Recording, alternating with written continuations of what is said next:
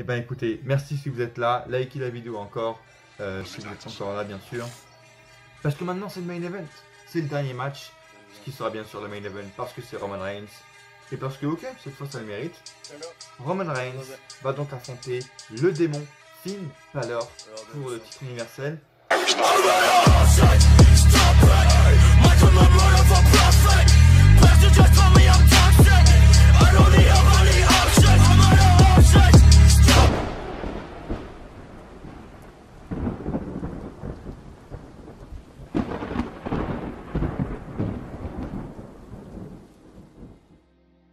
Roman Reigns va donc affronter le démon Finn Balor pour le titre universel dans un match simple. Et déjà ici, il y a le problème, c'est-à-dire que bon, il n'y a pas de stipulation, déjà. Et j'ai réfléchi beaucoup de temps à ce que je pensais à cette rivalité. Et le match, quand je serai devant le match dimanche, je vais kiffer. Évidemment, c'est une belle confrontation. Ça va être hypant de voir ça, comment Reigns va réagir face au démon. Mais c'est allé trop rapidement, déjà de une au niveau de la rivalité. Et puis pourquoi, en fait, Finn Balor ramène le démon pour ça? Pourquoi, pendant 3 ans, le démon n'a pas été ramené? C'est le premier argument de « Oh, SmackDown, c'est trop bien, regarde comme il est trop bien ». Un de mes premiers contre-arguments à cela, c'est « Regardez ». Même pas 1 mois et demi qu'ils ont Finn Balor, ils ramènent déjà le démon. Ils ne comprennent pas le personnage et ils vont nous forcer avec ce truc, comme ils ont fait en 2018.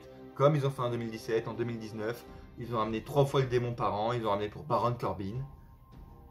Moi, j'ai peur. Encore une fois, on peut dire que c'est bien. Oui, le démon, c'est parce que c'est sa première apparition en 3 ans, donc c'est pour ça qu'on a épée. Quand il va réapparaître à TLC pour affronter Chad Gable, on va pas être dans la même situation en fait. Donc déjà, moi j'aimerais bien qu'on m'explique pourquoi il n'a pas apparu pendant 3 ans. Si on met en avant le fait que c'est la défaite qui le fait remémorer ça et qui réveille un peu le démon. D'accord, il a perdu son titre. Donc il a eu une défaite à NXT. Il a eu une défaite avant de gagner son, il a eu des défaites avant de gagner son championnat à NXT. Je crois qu'il a fait un War Games, non? Pourquoi il s'est pas préparé par exemple pour un War Games qui est un match incroyable? Et si c'est la défaite, bah pourquoi il n'a pas direct revenu avec à NXT pour affronter Karrion Kross quand il a perdu face à je sais pas qui? Pourquoi? Si la défaite, tu vois, on peut mettre en avant le truc, le fait que c'est parce que c'est le titre universel. Ok, d'accord, très bien. Si c'est le titre universel, pourquoi il l'a pas amené en 2019 pour affronter Brock Lesnar? Ça n'a aucun sens, tu vois. Je veux dire, si c'est le fait que c'est parce que c'est le titre universel et que du coup, on peut mettre en avant. Et ça, ils le mettent pas en avant. Tu vois, ils pourraient mettre en avant le démon. Finn Balor en promo, il dit le démon a retenu ça, c'est que il a son joyau qui est parti. Il a comme sa bague qui n'est plus sur lui. C'est comme s'il était nu sans ça. Et on parle du titre universel. Et en gros, il dit dès que ça touche au titre universel, c'est comme si le démon avait un automatisme de se réveiller. Mais ils mettent même pas ça en avant. Tu vois. Et si c'était ça le point névralgique du démon, c'est-à-dire le point faible, c'est le titre universel. Là, pourquoi en 2019, pour affronter Brock Lesnar qui était la bête, qui était beaucoup plus féroce, encore beaucoup plus agressif et dangereux que Reigns, il y avait le titre universel en jeu, il affrontait le plus grand champion actuellement à l'époque de l'histoire en tant que champion universel, pourquoi il n'est pas intervenu? Pourquoi le démon n'est... Voilà. Tu vois, moi, c'est pas assez profond, en fait. Et je trouve qu'il gâche déjà le démon. C'est-à-dire que, moi, je suis content. L'arrivée en soi n'était pas si mal, mais c'est allé trop rapidement, encore une fois, et on en revient, en fait, de ce que j'ai dit au début de vidéo.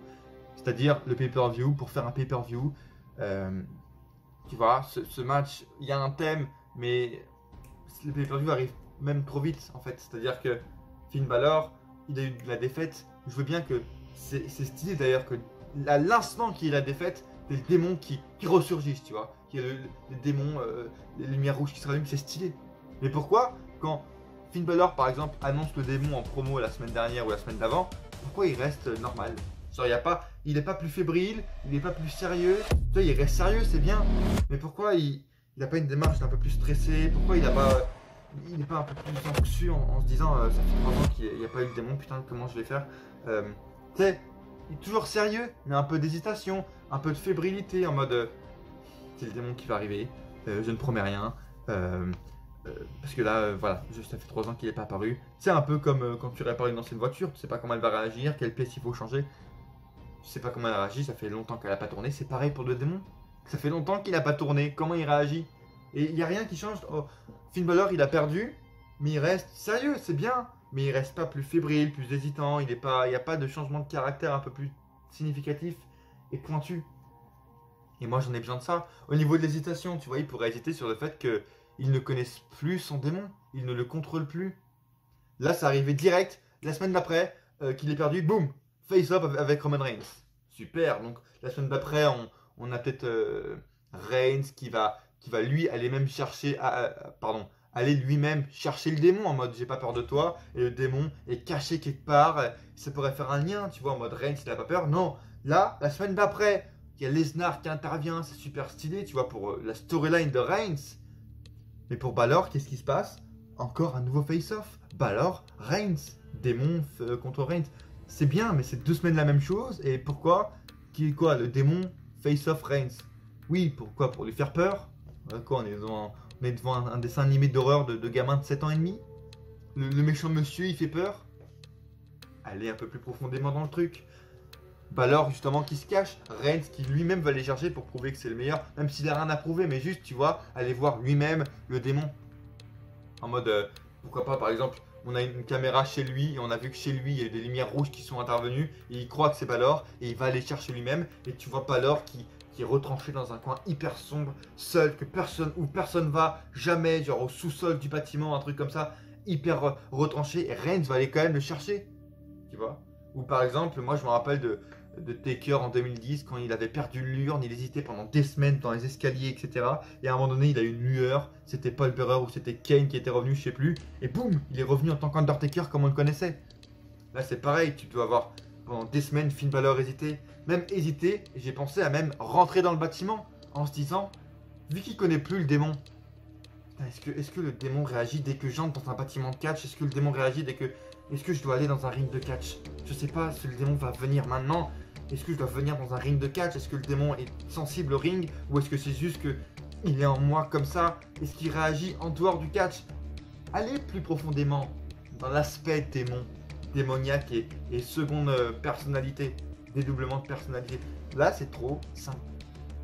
Et encore une fois, je dis ça, moi je suis hypé quand on va voir le démon Finn Balor contre Roman Reigns. C'est les 2 personnages les plus puissants actuellement du côté de SmackDown avec Brock Lesnar. Et voilà, les 2 persos les plus puissants même actuellement de la WWE. Je veux dire, tu auras sûrement 25 minutes de match, ça va être intense et beau à voir. Avec le personnage de Reigns qui affronte un truc surnaturel, c'est stylé. Donc oui, je suis hypé par ce match. Je vous le dis les haters, commencez pas à critiquer. Ah, tu critiques tout. Ah, t'aimes rien, Finn Balor, il est trop bien. J'adore. Mais c'est pas assez profond. Mais bref, tout ça pour vous dire les gars que en vrai, ok, oublions toute cette storyline. Il faut pas que le démon perde en fait, parce que sinon c'est la storyline qui est foutue et Balor ne fait rien après. Enfin, qu'est-ce qui se passe? Qu'est-ce que si Finn Balor perd avec le démon en plus qu'il est perdu en mode Finn Balor normal? Il va où après? Il est obligé d'être relégué pardon, au second plan. Comme il avait fait des fois, où après il va être relégué, parce que là c'est le summum en fait, il peut pas aller plus loin que le titre universel. Donc là s'il prend pas le titre, et c'est un peu toute la complexité, c'est-à-dire qu'ils ont annoncé Reigns, Lesnar, ça peut être un swerve, mais je vois pas comment le roi Ben Salman, avec ses 500 millions de dollars dans son sac qu'il offre à Vince McMahon, comment il a pas envie de voir un Reigns contre Lesnar pour le titre universel en fait. C'est juste obligatoire. Donc déjà là je pense que le plan sont déjà faits, mais comment tu fais perdre Finn Balor sans qu'il perde en fait. Parce qu'après il va être relégué au second plan et c'est bien beau. Oh, Nakamura Balor, ça va être super stylé. Ouais, ça va être super bien. Ouais. Mais il va être relégué au second plan et il pourra jamais aller plus loin que le titre intercontinental. C'est ça que tu es en train de m'expliquer? Pour moi ça pue la merde personnellement, donc je veux que démerdez-vous. Mais faut que Finn Balor en ressorte fort. Et d'un côté qui ressortent même avec le titre. Je sais pas comment vous vous débrouillez pour que Reigns reste forte également, pour que les 2 personnages restent forts. Mais il faut que Balor ne perde pas dans ce match. Hein, qui ressorte même, je dirais, avec, pour renforcer son personnage de démon et pour le... Voilà, c'est lui. Reigns est une star, qu'il soit avec le titre ou sans. Donnez le titre à Finn Balor pour que ce soit une nouvelle superstar, que vous reconstruisez des superstars, ce qui vous manque terriblement ces dernières années. Pour moi, Finn Balor devrait gagner le titre universel ce dimanche, à Extreme Rules 2021.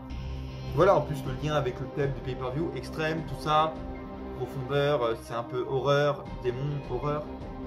Il y a tout plein de liens à faire qu'ils n'ont pas fait. Mais bref, mon pronostic, et je prends des risques, de victoire de Finn Balor, le démon, avec pourquoi pas même une intervention de Lesnar. Ça expliquerait leur match à Crown Jewel, mais sans le titre, sans le joyau et avec les 500 millions de dollars. Ou alors un triple menace. Mais encore une fois, tout ça, si c'est pour amener un triple menace à Crown Jewel, putain, on le sait depuis 3 mois, ça veut dire. Donc on n'a aucune surprise. Non!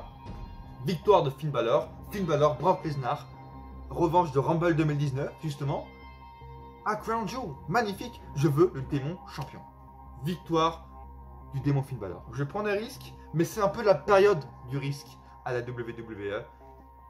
N'hésitez pas du coup à aller voir ma dernière vidéo qui est sortie lundi, le Every Catch, en rapport avec la période de risque que j'évoque en ce moment. Likez cette vidéo si vous êtes d'accord avec moi et si vous avez aimé ce que vous avez vu, si vous avez aimé mon point de vue, n'hésitez pas à le dire dans les commentaires.